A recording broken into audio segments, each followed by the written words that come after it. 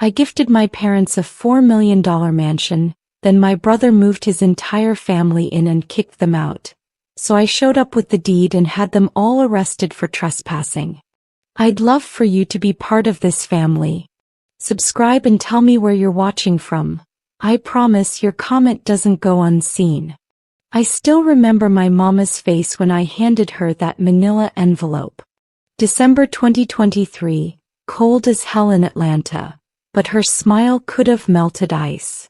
Inside were the keys and deed to a $4 million mansion in Buckhead.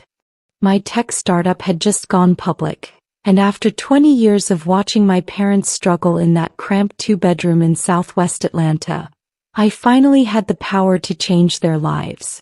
Felicia, baby, what is this? Mama's hands trembled as she pulled out the glossy photos. Your new home, Mama. 6 bedrooms, pool, the works. No more roaches. No more broken AC. No more. Daddy broke down right there in the kitchen. 58 years old, worked 3 jobs most of my childhood, and he just sobbed into his calloused hands. My baby girl did this. My baby girl. My brother Marcus showed up an hour later. 35, still living in Mama's basement with his wife Laura and their 3 kids. He took one look at those photos and his jaw clenched. I should have seen it then, that flash of something dark behind his eyes. That's real nice, Felicia, he said, voice flat. Real nice how you can just throw money around. Marcus, Mama started. No, it's cool. Some of us actually stayed and helped out instead of running off to Silicon Valley. He grabbed a beer from the fridge. But yeah, congratulations on being the favorite. I ignored the jab. This was Mama and Daddy's day. I'd worked too damn hard to let Marcus's jealousy ruin it. 3 months later, I'd learned that was my first mistake. March 2024. Moving day was supposed to be perfect. I'd hired professional movers, arranged everything. The mansion sat on 2 acres, white columns gleaming in the Georgia sun like something out of a magazine. Mama cried happy tears walking through rooms bigger than her entire old house. 6 bathrooms, Lawrence, she kept saying to Daddy. 6 whole bathrooms. Marcus arrived with Laura and the kids, Jeffrey, Imani, and little Jaden. Laura was 8 months pregnant with their 4th, Belly leading the way as she surveyed the house with calculating eyes I should have paid more attention to. Y'all got all this space, Laura said, running her fingers along the marble kitchen counter. Must be nice not having to worry about money. We earned this, Daddy said quietly, but there was warning in his voice. That night, I flew back to San Francisco for a board meeting. Kissed my parents goodbye in their new master bedroom, California king bed already set up, view of the backyard pool through French doors. Thank you, baby, Mama whispered. You didn't have to do this. You gave me everything. This is nothing. 2 weeks later, my phone rang at 3 a.m. Mama's voice was shaking. Felicia, baby, I don't know how to say this. She took a ragged breath. Marcus moved his family in yesterday. Into the guest wing. Said since it's family property, he has a right to be here. I sat straight up in bed. What? Mama, I gave that house to you and Daddy. Just you two.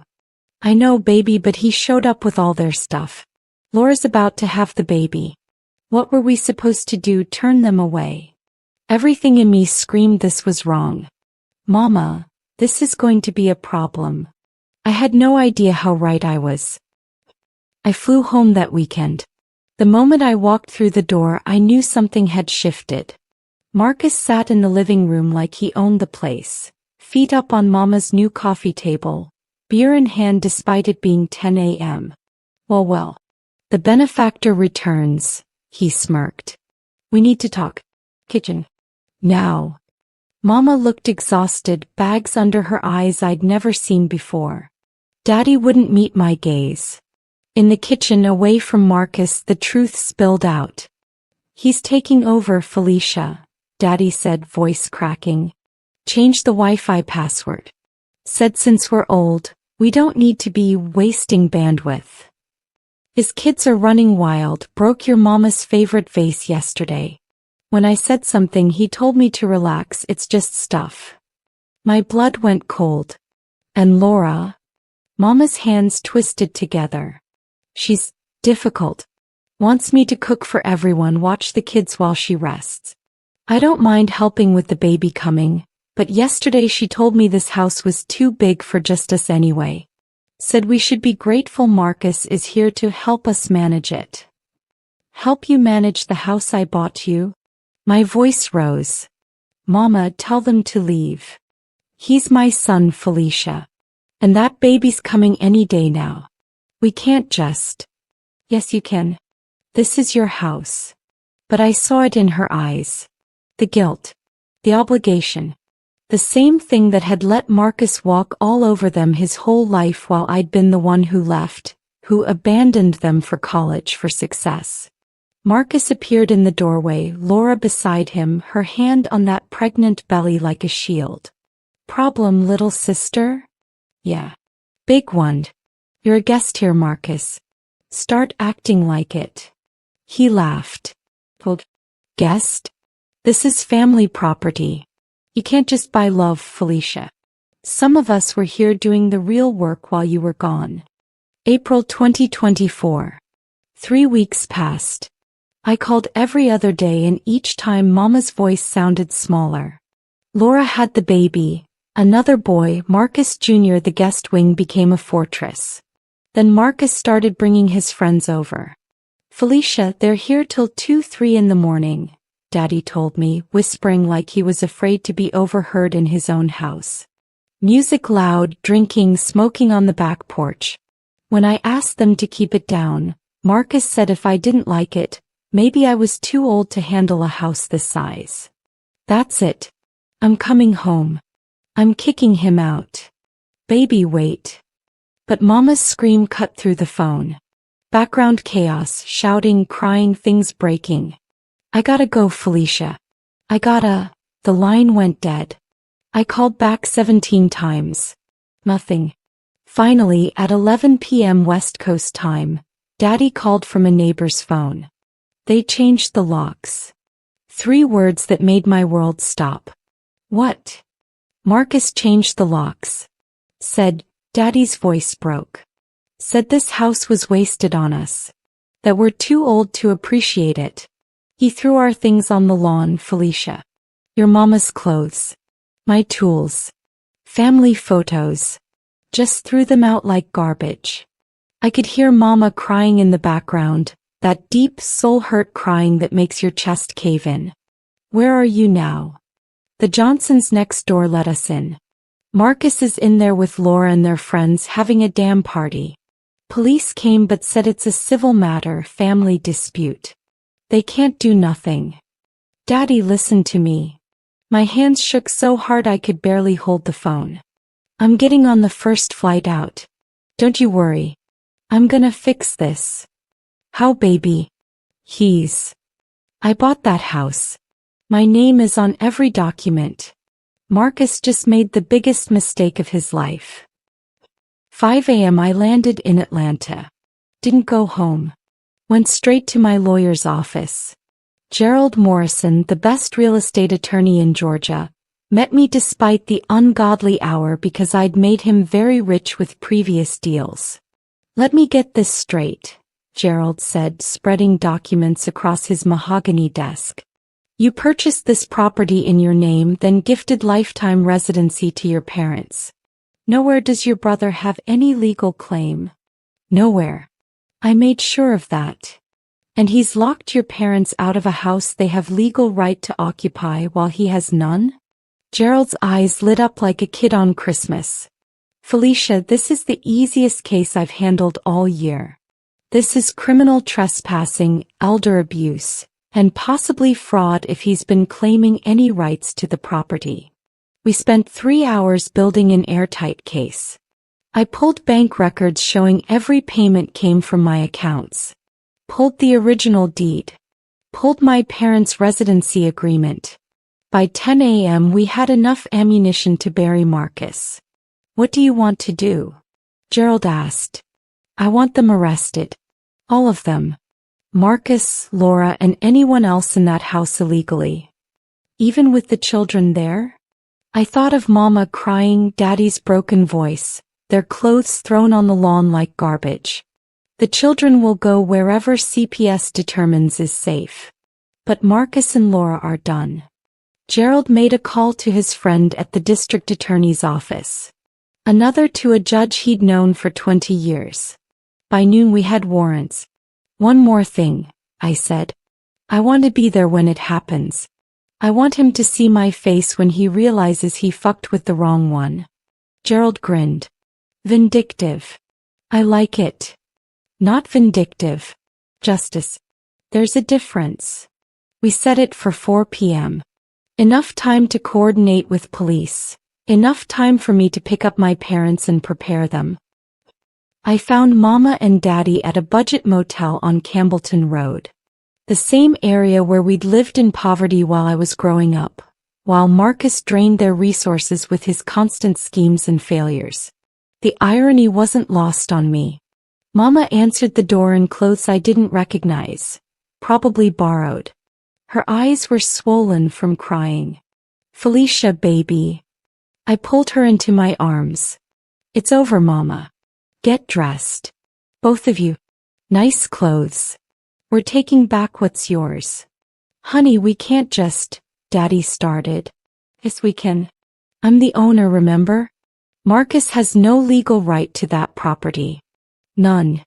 And in about 4 hours he's going to learn that the hard way. I showed them the paperwork. The warrants. Daddy's face transformed from defeat to something I'd rarely seen. Hope mixed with righteous anger. He really did this, Daddy whispered. My own son. Your son has been a parasite for 35 years, I said, and Mama flinched but didn't argue. Today that ends. We drove to the house at 3:45 p.m. 3 police cars were already there, parked discreetly down the street. Gerald's BMW sat behind them. I'd also called Uncle Ramon, Daddy's brother, 6'4", former Marine, and my cousin Belinda, who'd brought her husband Devon. I wanted witnesses. Family witnesses who could testify to what they saw. You ready? Asked my parents. Mama grabbed my hand. What if he fights back? What if? Then he gets more charges added. Mama, this man threw you out of your own home. Stop protecting him. She nodded slowly. Through the gates, which Marcus had actually had the audacity to lock, I could see movement. Music thumped from inside. They were having another party on a Tuesday afternoon. Gerald checked his watch. 4 p.m. Let's do this. The police moved first, bolt cutters making quick work of the gate Marcus had installed. Then we walked up that long driveway, an army of justice and business casual. I rang the doorbell using the code I'd programmed months ago. The one Marcus didn't know about. The door clicked open and the look on his face when he saw us, police included, was something I'd remember forever. What the, Felicia, what are you doing? Taking back my house. I stepped inside, Gerald and the officers right behind me. Officer Torres here has warrants for your arrest. And Laura's. For criminal trespassing, theft, and elder abuse. Marcus's face went from confused to furious. Elder abuse? I didn't. You locked 2 60-year-olds out of their legal residence and threw their belongings on the lawn, Gerald said smoothly. That's textbook elder abuse in Georgia.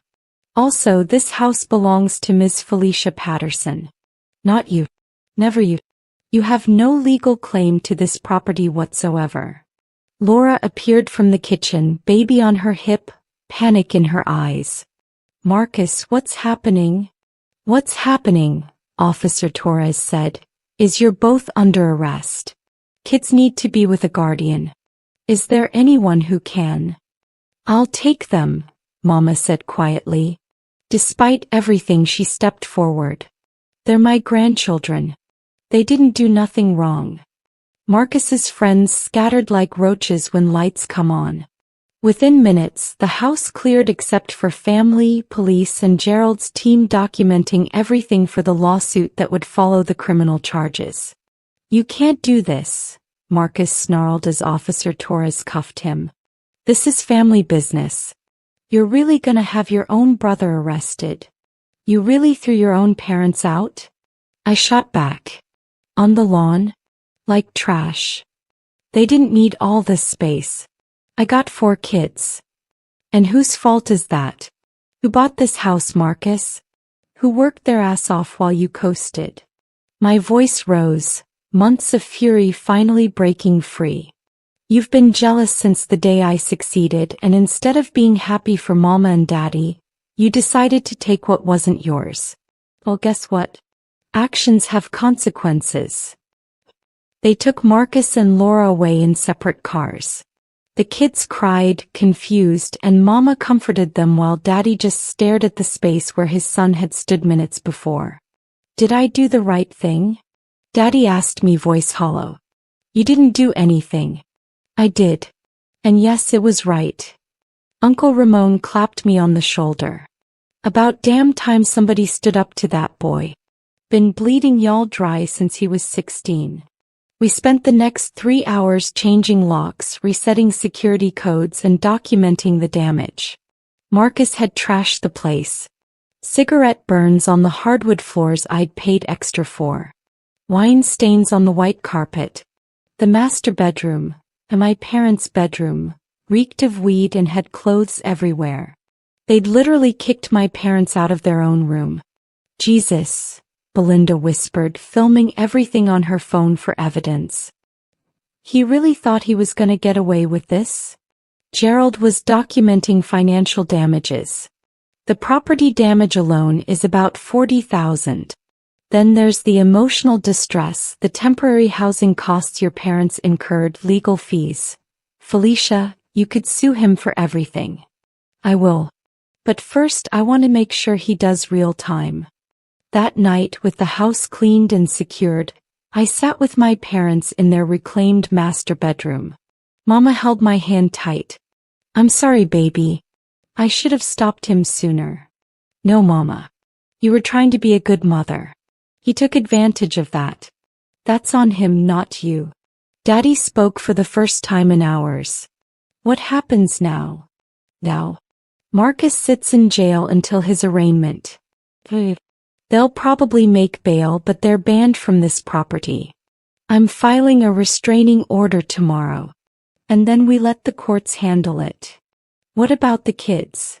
Mama's voice cracked. "They'll stay with you while this gets sorted. But Mama, you need to understand, Marcus brought this on himself. You didn't fail him. He failed you." The arraignment was a circus. Marcus showed up in an orange jumpsuit, looking rough after 3 days in county. His public defender looked like he'd rather be anywhere else. Laura sat separate, her lawyer already trying to distance her from Marcus's actions. The prosecutor, a sharp woman named Diane Carter, laid out the case with surgical precision. Security footage from the neighbors' cameras showing Marcus throwing my parents' belongings out. Text messages where he'd told friends he was taking over the old folks' mansion. Bank statements showing he'd tried to open credit cards using the property as collateral. "Your Honor," Diane said, "this isn't a family dispute. This is calculated fraud and abuse." Marcus's lawyer tried. "Your Honor, my client was under the impression." "Under the impression of what?" Judge Richardson cut in. "That he could commit grand theft and elder abuse? The deed is clear. Ms. Patterson owns the property. She granted residency to her parents. Mr. Marcus Patterson has zero legal claim. And his actions, locking elderly parents out of their home, destroying property, attempting financial fraud, show premeditation and malice." I watched Marcus's face crumble as reality hit. He'd really thought he'd get away with it. Thought because we were family there'd be no consequences. He'd spent his whole life skating by on Mama's guilt and Daddy's exhaustion. Not anymore. Bail was set at $50,000. Marcus didn't have it. Laura's family scraped together her bail, and she was released with an ankle monitor and strict orders to stay away from the property. Marcus stayed locked up. After the hearing, Laura approached us in the courthouse hallway. "Mrs. Patterson, please. Talk to Felicia. Marcus made mistakes, but the kids need their father. Don't do this." Mama looked at her, really looked at her. The kids needed their grandmother to have a safe place to live. You stood by while Marcus threw us out. Don't talk to me about needs. I'd never been more proud of my mother. 2 weeks after the arrest, I was going through boxes of stuff we'd recovered from the house. That's when I found it. A folder Marcus had hidden in what he'd claimed as his office. Inside were documents that made my blood run cold. Forged quitclaim deeds with my parents' signatures. Applications for home equity lines of credit. Contact information for real estate agents with notes like, "Get appraisal, flip by summer, split 60/40ths. He hadn't just been squatting. He'd been planning to steal the house entirely, forge documents to transfer ownership, take out loans against it and sell it out from under our parents. Probably would have left them homeless while he pocketed millions. "Gerald, you need to see this." I called him immediately. An hour later, he was in my hotel room, examining the documents with growing fury. This is a whole new level of fraud. Federal charges territory. This isn't just trespassing anymore, Felicia. This is attempted grand larceny, identity theft, fraud, conspiracy. Your brother was going to prison anyway, but now? He's looking at 5 to 10 years minimum. I should have felt satisfied. Dad, I felt sick. This was my brother. We'd shared a bedroom until I was 12. He taught me to ride a bike. And somewhere along the way, he'd become this person who'd destroy our parents for money. What turned him into this? I asked Mama that night. She was quiet for a long time. Then, "I think he never forgave you for leaving. For succeeding. Marcus always took the easy road, and when life got hard, he blamed everyone else. Your daddy and I enabled it, making excuses, giving him money we didn't have. We created this monster, Felicia. Not you. He made his choices, Mama. I know. But I still mourn the boy he was. The one who's gone now. I understood. You can be right and still grieve what's lost." September 2024. 5 months after the arrest. The trial was everything the media could want. Wealthy tech executive versus her con artist brother, family drama. A mansion worth millions. Court TV asked to broadcast it. I said no. Some things should stay private. The prosecution's case was devastating. They brought in forensic accountants who'd traced Marcus's plans back 18 months. He'd started scheming before I even bought the house. Probably overheard Mama and I discussing it on the phone.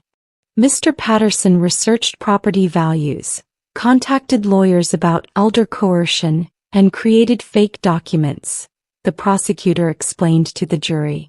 This wasn't opportunistic. This was premeditated theft on a massive scale. Marcus's defense tried painting him as a desperate father who'd made mistakes. My client was trying to provide for his family. His sister had money to spare. So he committed multiple felonies. The prosecutor shot back. Locked 2 senior citizens out of their legal residence? Attempted to forge their signatures on documents worth millions? Where's the desperation that justifies that? I testified for 4 hours. Walked the jury through buying the house, my parents' joy, Marcus's immediate resentment. Showed them text he'd sent me, "Must be nice to play God with your money. Some of us have real responsibilities. You bought their love and you know it." "How did you feel reading these?" the prosecutor asked. "Hurt. Confused. My parents raised us to support each other. I thought giving them the house would make our whole family happy. Instead, it revealed who my brother really was. On cross-examination, Marcus's lawyer tried to rattle me. Isn't it true you held your wealth over your family? Made them feel inferior? No. I worked hard, got lucky, and wanted to share that luck with the people who sacrificed for me. My parents. Not my grown brother who never contributed. You admit you excluded him. I gave my parents a gift. Marcus excluded himself by trying to steal it. The jury deliberated for 6 hours. When they came back, Marcus looked gray. Laura sat in the gallery holding the baby, crying silently. On the count of criminal trespassing, how do you find? Guilty. On the count of elder abuse, how do you find? Guilty. On the count of attempted fraud, how do you find? Guilty. All 15 charges. Guilty on every single one. Sentencing came 2 weeks later. Judge Richardson didn't hold back. Mr. Patterson, you victimized the people who gave you life. You exploited your sister's generosity and your parents' love. You showed no remorse, only entitlement. I sentence you to 8 years in federal prison followed by 5 years probation. You're also ordered to pay restitution in the amount of $473,000 to your parents and sister for damages, legal fees, and emotional distress. Marcus finally broke. Mama, please. Don't let them do this. I'm your son. Tell them. Mama stood up. Her voice rang clear through the courtroom. You stopped being my son when you threw me out of my home. You're your own person, Marcus, and you made your choices. Now you live with them. He crumpled. Deputies took him away, and for the first time in months I felt like I could breathe. Outside the courthouse, reporters swarmed. I gave one statement. Family doesn't mean accepting abuse.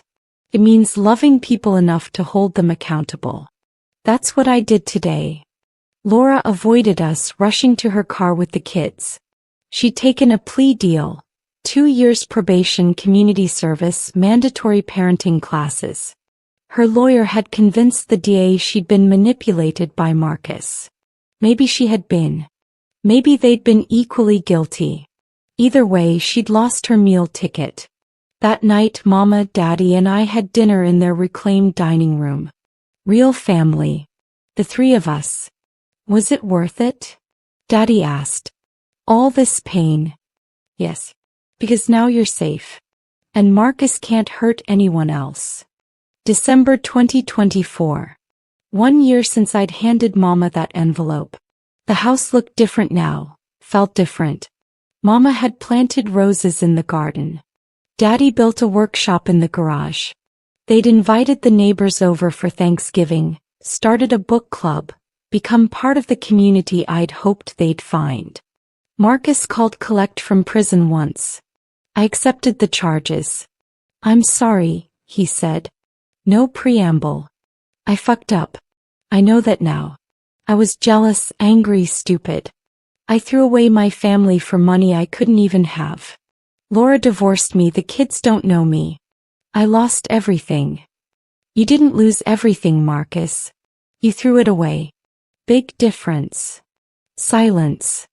Then, you think Mama will ever forgive me? Maybe. In 20 years when you're a different person. But that's on you now. You gotta do the work. Will we ever be okay? I looked out my window at the San Francisco skyline, thought about the little girl who'd shared a room with her big brother, who'd looked up to him once upon a time. I don't know. Trust takes years to build and seconds to destroy. You destroyed all of it. Whether we rebuild anything is up to you and who you become. Not who you were. We hung up. Maybe he'd change. Probably he wouldn't. Either way, it wasn't my problem anymore. On Christmas Eve, Mama, Daddy, and I decorated their massive tree in the living room. Daddy played his old jazz records. Mama made her famous peach cobbler. We didn't talk about Marcus, the trial, any of it. We just existed in the peace we'd fought for. Thank you, baby. Mama said as we hung the last ornament. For fighting for us. For not letting him win. You raised me to stand up for what's right, Mama. Even when it's hard. Especially when it's family. Later, alone on the back patio, I watched snow, rare for Atlanta, dust the pool cover. My phone buzzed. Email from my company. Stock prices up again. Another successful quarter. But that's not what made me smile. What made me smile was knowing Mama and Daddy were safe, warm, in a home nobody could take from them ever again. That was success. That was worth fighting for. Family isn't who shares your blood. It's who shows up when things get hard. Who loves you without condition. Who deserves your loyalty because they've earned it. Marcus taught me that the hard way. And I made sure he paid the price for the lesson.